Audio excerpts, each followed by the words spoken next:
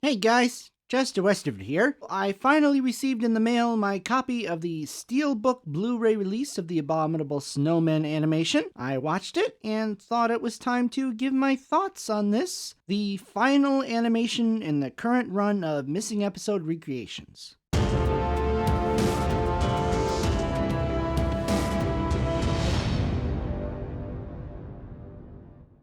So, first, a little bit of my background on this story. Originally, I heard this as one of those where when they released the audio with linking narration, and I also have the Target novel, so yeah, I knew the story pretty well. As such, I'm not going to dwell on the actual story too much.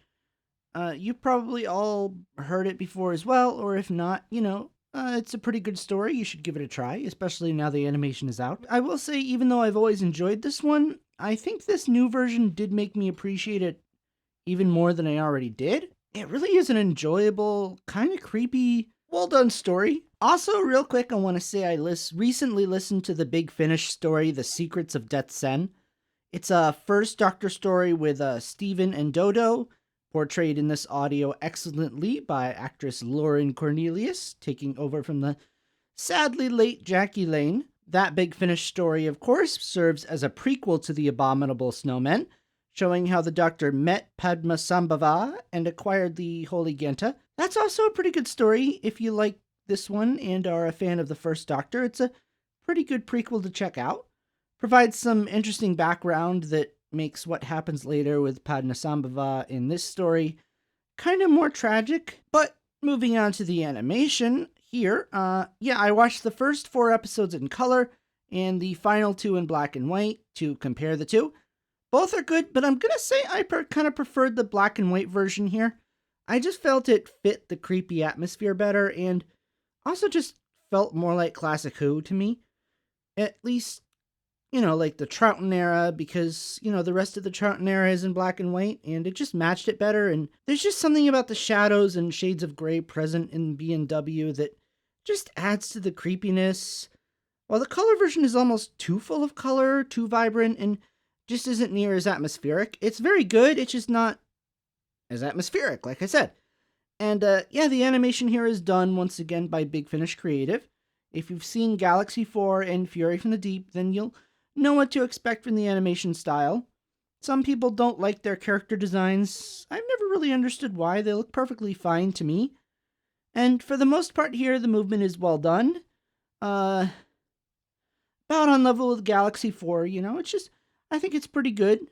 They do pretty good with what they have. Unfortunately, all these animations, of course, miss some of the mannerisms and choices of the original actors, but that's not their fault. It's just the nature of the beast, as the expression goes. I will say, though, something they did here that's been pretty widely discussed is they made the monk characters look less like Westerners and more Asian.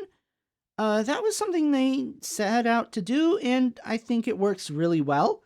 Only thing was, I watched the live action episode 2 to compare, more on that later, and man, it was kind of jarring to go from these Asian characters to Western British people who kind of just looked out of place in the costumes and setting. Yeah, the only design I wasn't sure about in this was Padmasambhava. They changed him from looking like an ancient old man to he kind of looks more like a strange creature or alien or something. The biggest problem I had was that they gave him this crooked mouth, which made it look like he kind of had this crooked smirk the whole time, which really wasn't too much of a problem until the end when he dies. Spoilers. He dies, and that's like his resting expression, and it just looks like he dies smiling, like he's laughing at some sort of joke or something, and yeah, it kind of took away from the moment a little bit for me. That was really my only gripe.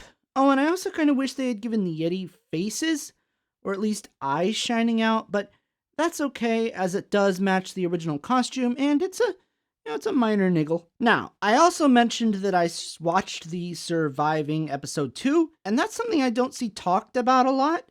It was remastered for this Blu-ray release, so I was really curious to see how it would look. I've noticed everybody's always talking about how they can't wait to see the Blu-ray collection sets of the black and white seasons so they can see how they look on Blu-ray, but I don't see it talked about that between this, Web of Fear, and a few other of the animated reconstructions, we've already had several episodes on Blu-ray. And this one really looked good.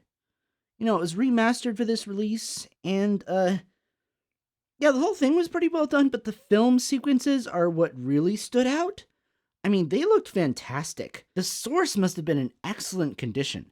It's cleaned up real well, and the contrast just adds so much more depth to the image than I ever thought we'd see on classic Doctor Who. I don't know how much of the original film elements from other black and white stories still exist, but I look forward to seeing any that do when the collection sets come out, because if this is anything to go by, the upgrade is definitely going to be worth it. There is one unfortunate side effect, kind of, in that the difference between the studio and film sequences, while they were always there, have become more obvious and a little more jarring going back and forth, especially in the scenes where they look towards the mountains and it cuts back and forth between them looking in their POV shots.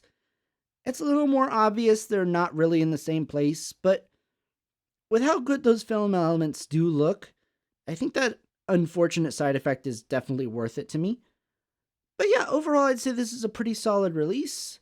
Nothing groundbreaking in the animation, but it does well at giving us a new way to watch the story, as all these animations do. I'd give it maybe an 8 out of 10. I'm just really happy to have all these animations.